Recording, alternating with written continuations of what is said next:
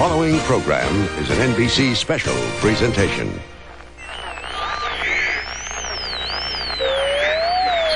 This is NBC Radio.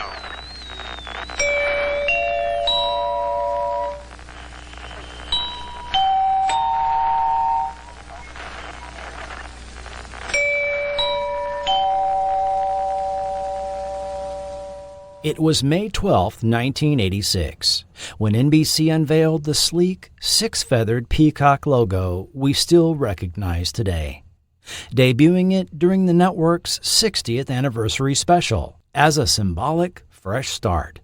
But the peacock story goes back much further. First introduced in 1956, the original 11-feather design had debuted as a marketing tool as much as a corporate brand. NBC's parent company RCA made color TVs, and this vibrant bird was a way to show off the network's growing color programming. The following program is brought to you in living color on NBC.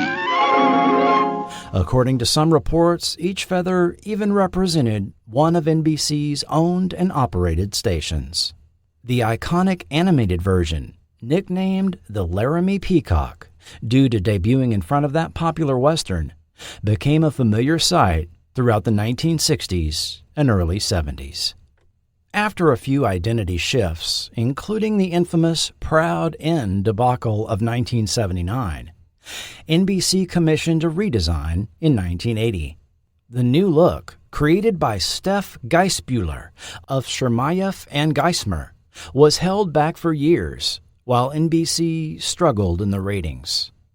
The thinking saved the rebrand for a comeback. That moment finally came in 1986. The updated peacock was simpler and more modern, with 6 feathers instead of 11, colors representing NBC's 6 divisions, and a right-facing head, as if looking toward the future. It also marked the end of the N+ peacock hybrid era. 40 years later, this version of the peacock, with only slight retoolings such as color gradients, gloss, and fonts, remains one of the most recognizable logos in television history, still in use across NBC and its divisions. And the network launched an imaging campaign to go along with it. Remember that the first week of May was when the TV networks would introduce their fall lineups for affiliates and advertisers, and for those of us paying attention to such announcements in the entertainment press, while the actual campaigns would start in the late summer into September. So, 40 years ago, NBC invited America to come home. Now well into a Reagan America, patriotism, family themes, and upbeat optimism were back in vogue. Now on top after years of being in third place, NBC marketing chief John Miller described their new slogan as an uplifting message meant to reflect the national mood. But what really stands out revisiting these promos 40 years later, in addition to just how earnest they were, was that NBC was practically offering viewers a joyful, almost religious invitation to worship at the altar of television itself. The campaign was wrapped in bright, glossy Harry Marks-designed graphics animated by Pacific Data Images, while booming announcer Danny Dark declared, "This is the NBC Television Network."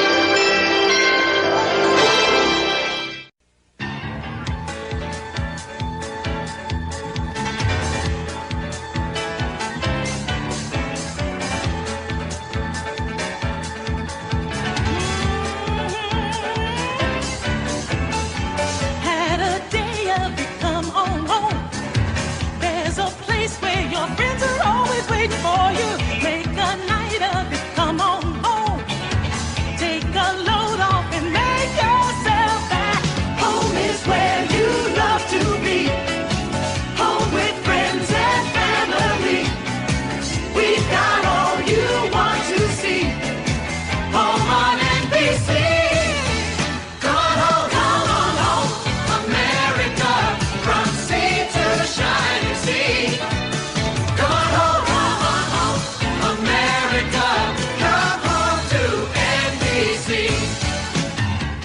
the full-length flagship promo played like a full-on televised revival meeting.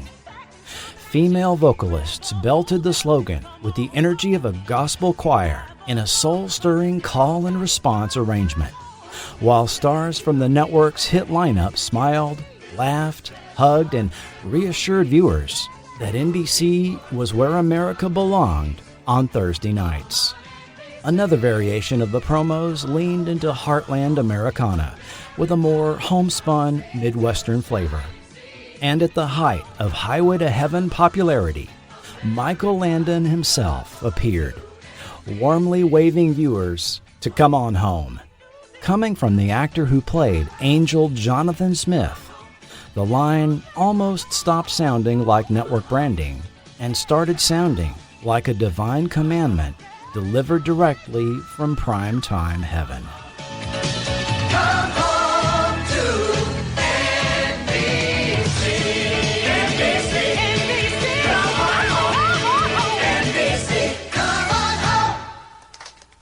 Yes, after years of struggling in third place, NBC was suddenly ascendant under programming chief Brandon Tartikoff, with returning shows like The Cosby Show, Family Ties, Cheers, and Miami Vice that were transforming the network's fortunes. But despite this momentum, NBC still had a few weak spots, such as Sunday, Tuesday, and Friday nights. So the network rolled out 8 new series for the 1986 to 87 season. 3 sitcoms, 3 dramas, a Sunday family hour show, and a news magazine. Some disappeared quickly, but others would come to define NBC's identity into the early 1990s. So, what exactly was NBC inviting viewers to come home to?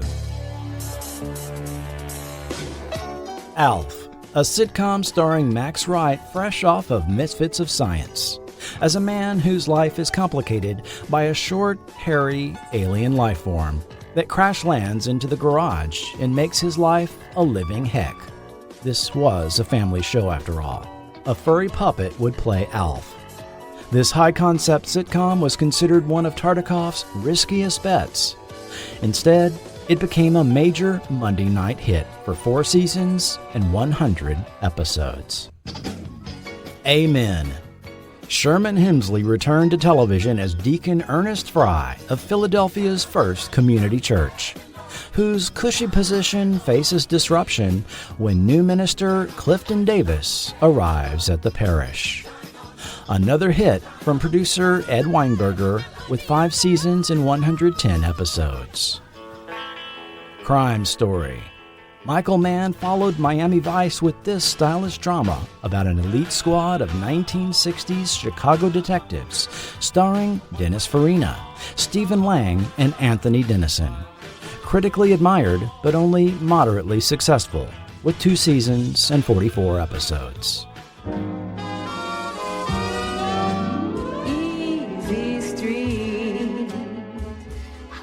Easy Street. Lonnie Anderson starred as a wealthy widow who scandalizes her snobby Beverly Hills in-laws, played by Dana Ivey and James Cromwell, by moving her eccentric elderly uncle, played by Jack Elam, and his friend, Lee Weaver, into their mansion. A one-and-done season with 22 episodes.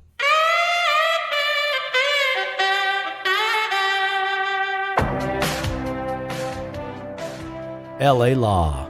Stephen Bochco and David E. Kelley launched what became one of the defining dramas of the era, an ensemble legal series known for multiple running storylines and tackling all the hotbed issues of the day, punctuated with offbeat humor.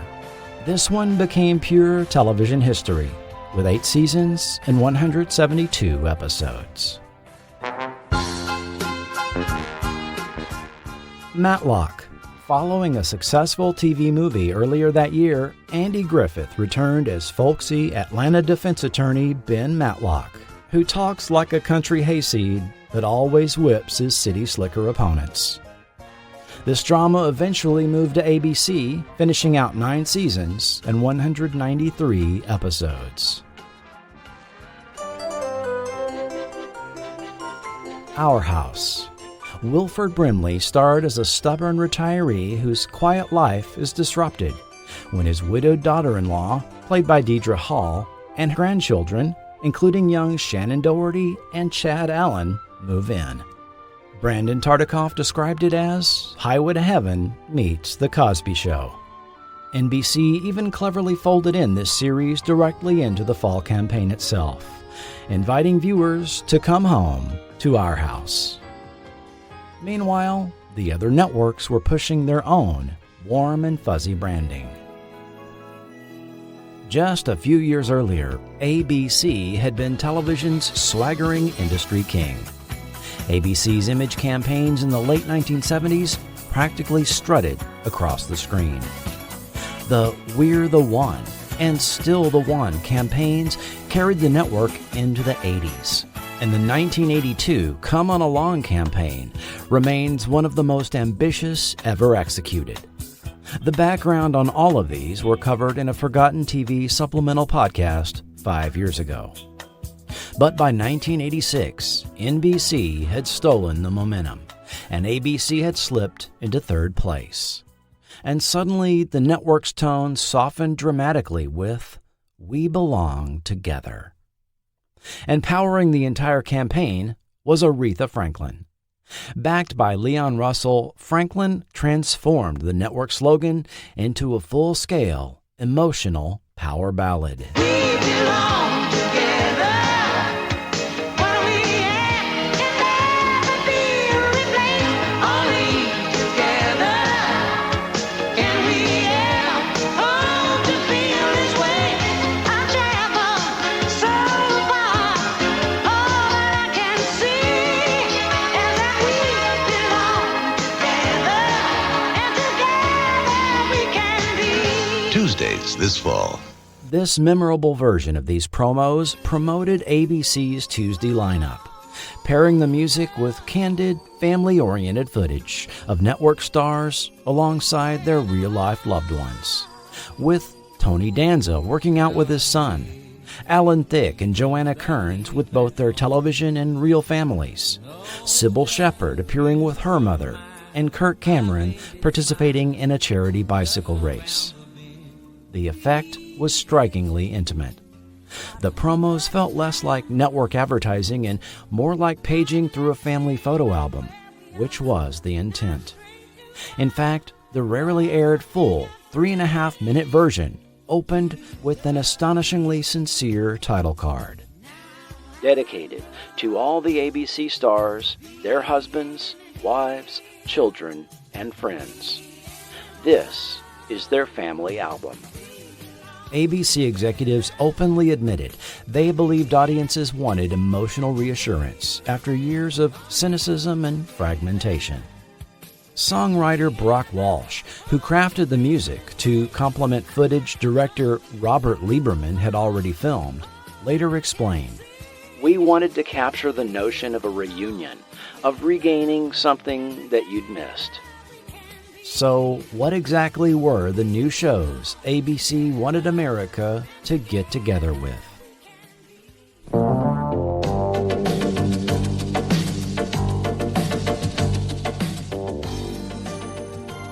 Cold Steel and Neon, retitled Heart of the City. Robert Desiderio starred as a widowed detective in an unnamed city, balancing police work with raising 2 teenagers. Robin, 14, a pre-married with children Christina Applegate, and Kevin, 15, a pre-Beans Baxter Jonathan Ward. As I've written about in my articles on Valerie and Beans Baxter, unless someone shows me an earlier example, this was the first primetime drama to imply condom use by a teenager, via a frank discussion when young Kevin became sexually active in the pilot, predating Cagney and Lacey 3 months later, when Mary Beth blurted out, "We're talking about condoms, Harv." Heart of the City left us after a 13-episode half-season, and only in recent years have 3 episodes surfaced on YouTube. If I had a dime for every time we cried, I wouldn't have a dime to spare. The Ellen Burstyn Show, a sitcom vehicle for bursting as witty, iconoclastic Baltimore college professor Ellen Brewer, who lives with her mother, played by Elaine Stritch, divorced daughter Megan Mullally, and grandson Jesse Tindler in a Baltimore apartment. Gone after 13 episodes.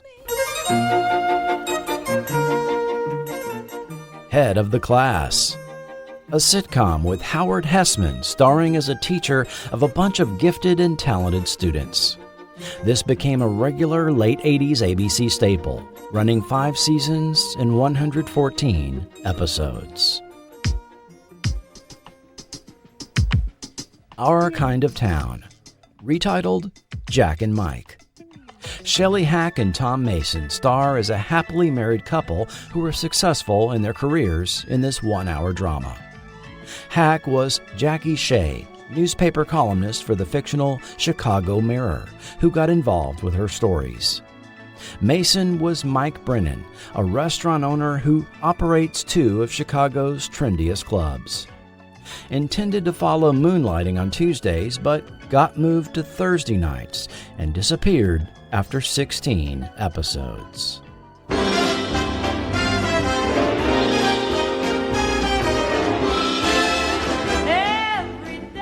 Life with Lucy.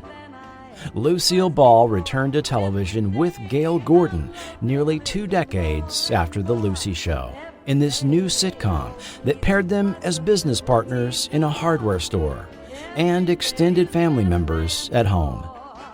Expectations were enormous, but reviews were devastating, while ratings plummeted after the debut episode. ABC pulled the series after just 8 broadcasts, leaving 5 unseen and 1 unfilmed. But thanks to the series being rerun on cable, all 13 episodes can incredibly be found on YouTube. You are the last electric knight. I give to you my power and my knowledge. You must carry on, but not alone. I have chosen this man. The Last Electric Knight, retitled Sidekicks. Gil Gerard and young martial arts prodigy Ernie Reyes Jr. fought crime while preserving the legacy of an ancient warrior clan. Based on the Disney-produced telefilm. A one-and-done season with 22 episodes.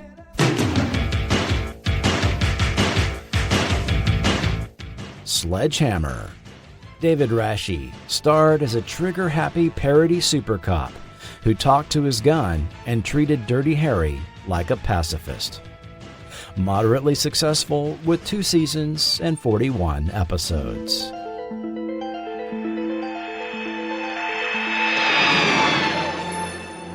Starman.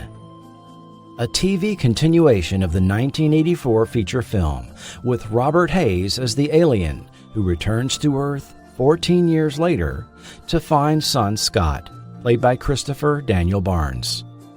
Pursued by the government, they go on the run in search of Scott's mother, Jenny Hayden.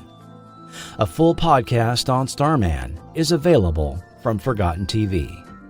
1 season, 22 episodes. Share the spirit of CBS. And then there was CBS.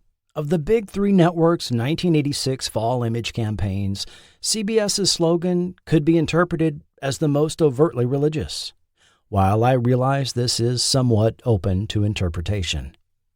But watching the full-length promo today, it's hard not to notice how it could pass for a contemporary gospel anthem, simply by replacing CBS with a divine substitution.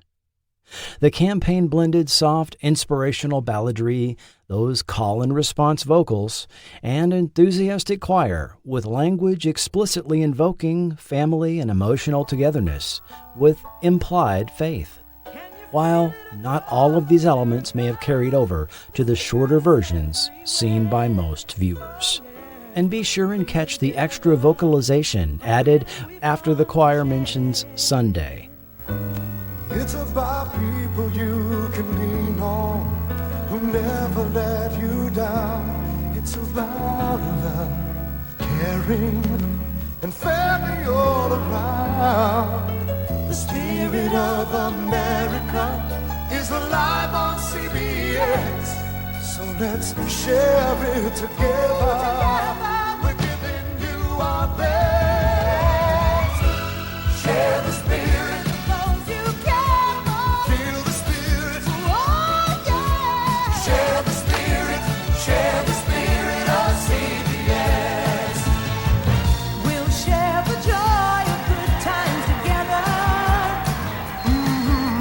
Share the thrill of giving all your best. Share the tears and laughter, excitement in the air. Share the loving, daring, laughing, caring. That's what it's all about.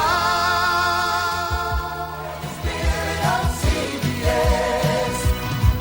There are bright new shows, bright new faces, coming at you to give you all their best. So let the spirit move you. That's what it's all about. Monday, Tuesday, Wednesday, Thursday, Friday, Saturday, Sunday. Oh, share the spirit, let it move you. Eye to eye, hand in hand. Share the spirit of CBS. Share the spirit of CBS. Looking back, the similarities between all three campaigns feel almost uncanny. Network TV promos had suddenly stopped sounding like entertainment marketing and began sounding more like group therapy or even an outright spiritual invitation. I don't think the timing was accidental. As covered in the recent podcast on Misfits of Science, barely 3 months before these campaigns were unveiled, the Space Shuttle Challenger disaster shocked the nation. What had come to feel like routine spaceflight suddenly turned catastrophic on live television, witnessed by millions, including some of us watching at school, because teacher Krista McAuliffe was aboard the mission. The tragedy produced an unusually unified national response of collective grief, reflection, patriotism, and renewed emphasis on a shared purpose.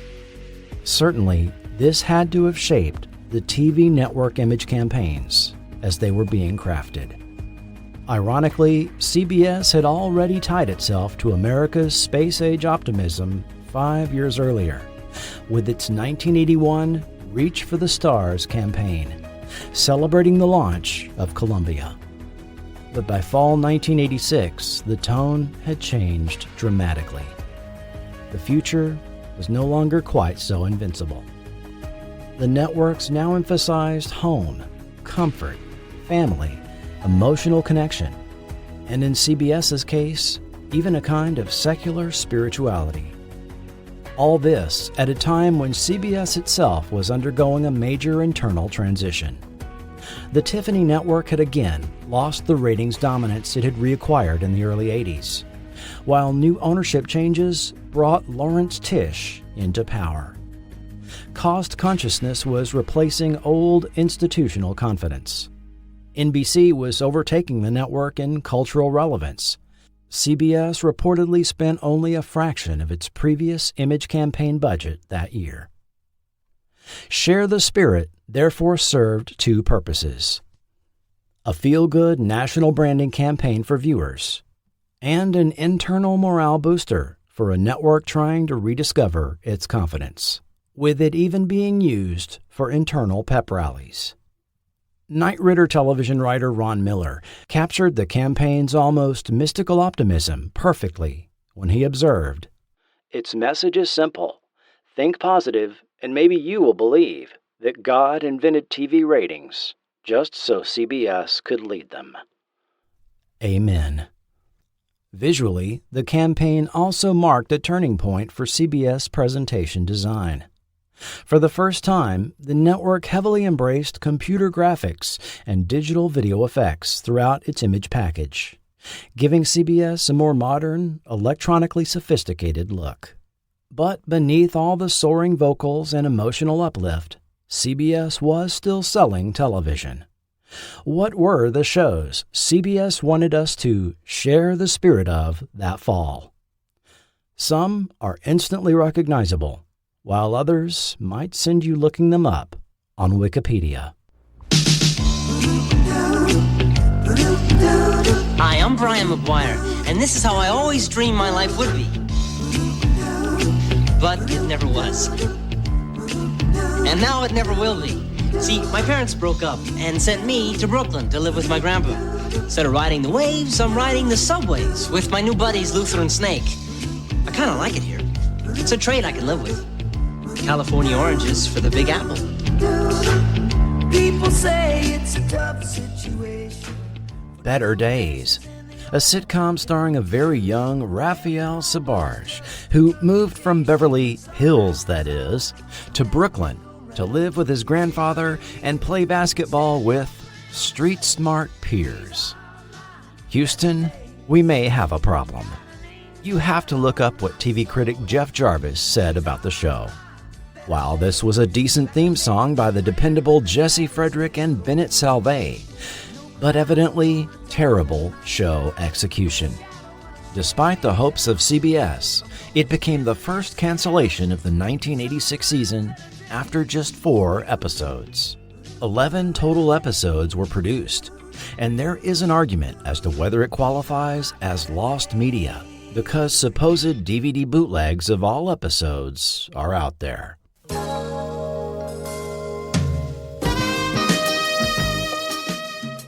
Designing Women became one of the defining sitcoms, taking CBS into the 90s with Dixie Carter, Delta Burke, Annie Potts, and Jean Smart as 4 women running an interior design firm in Atlanta. 7 seasons, 163 episodes.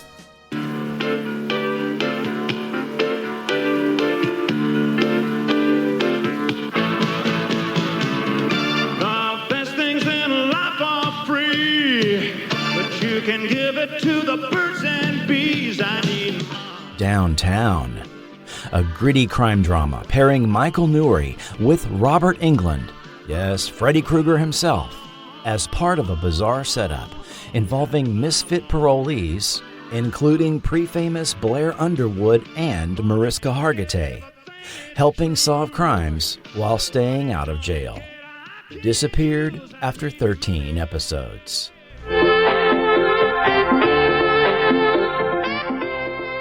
K. O'Brien, Surgeon, shortened to K. O'Brien.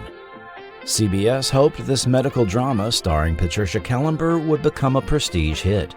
Instead, it disappeared after 8 episodes, though the entire 12-episode series later resurfaced on Lifetime. How could this have happened? How'd we get so far? Thought we were a family. Now here we are. Together We Stand. This sincere family sitcom starring Elliot Gould and Dee Wallace raising a diverse group of adopted children, including Scott Grimes and Kei Hui Kwan, was a reworked 80s version of the Brady Bunch backdoor pilot episode, Kelly's Kids. In one of the oddest retools of the decade, CBS later killed off Gould's character and relaunched the series under the title Nothing Is Easy. Canceled early in a second season, 6 episodes reportedly never aired anywhere, with 19 total episodes filmed.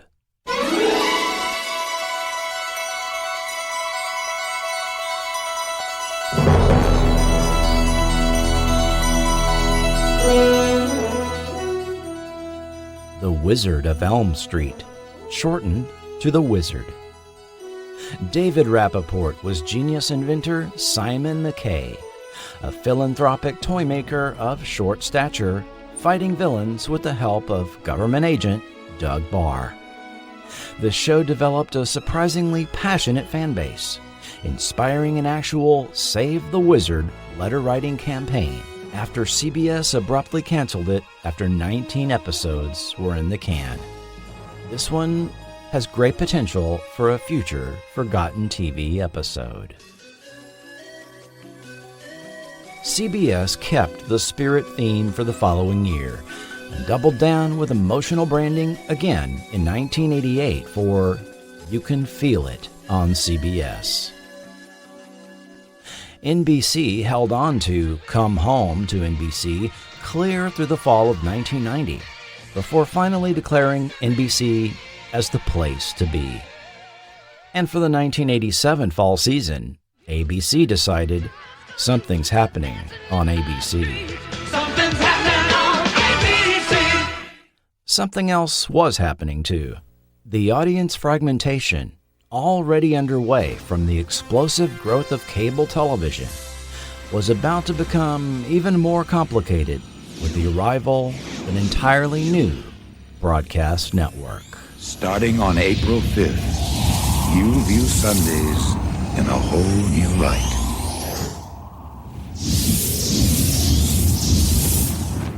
The Big Three were about to become the Big Four. And next April, Forgotten TV looks back 40 years at the launch of the Fox network and the moment American television changed forever.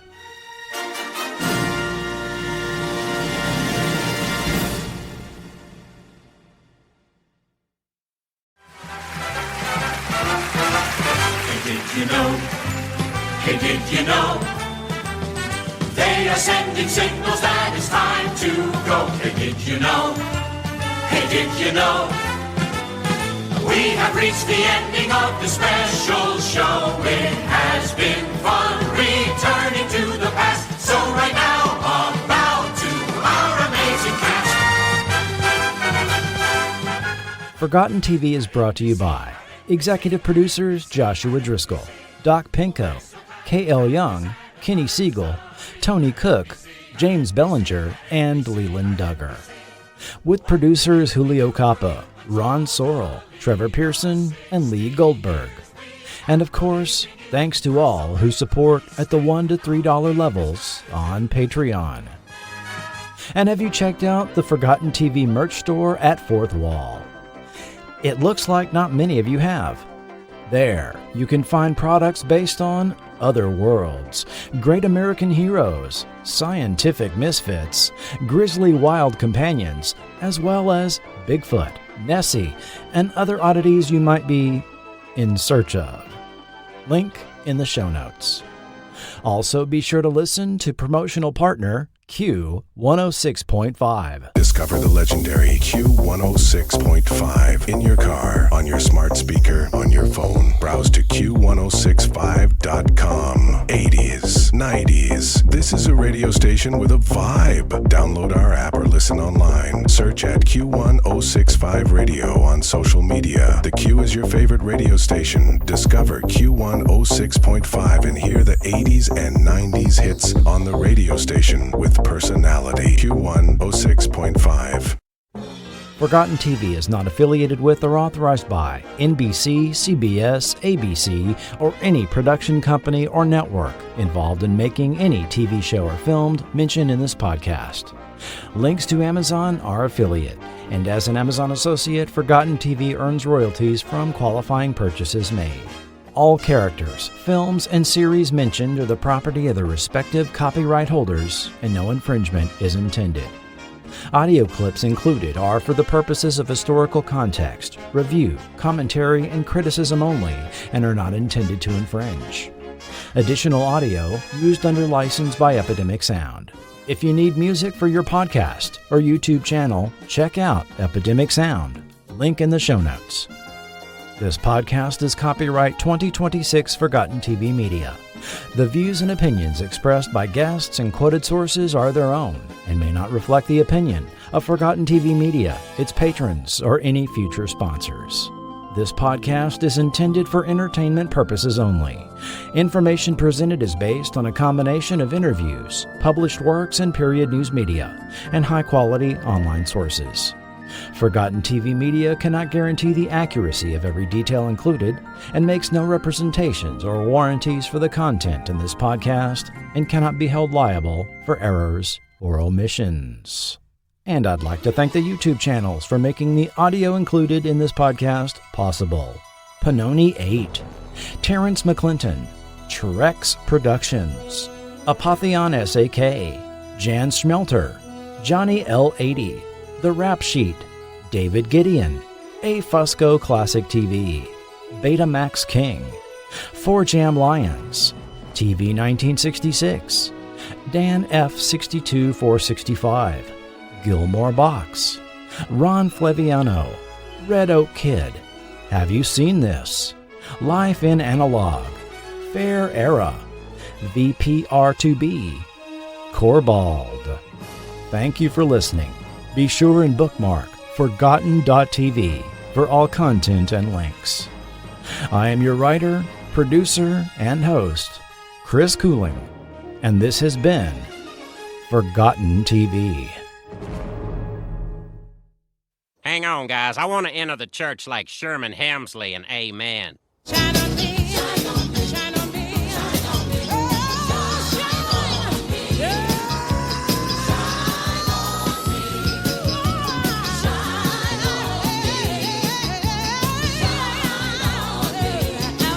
me, shine on me.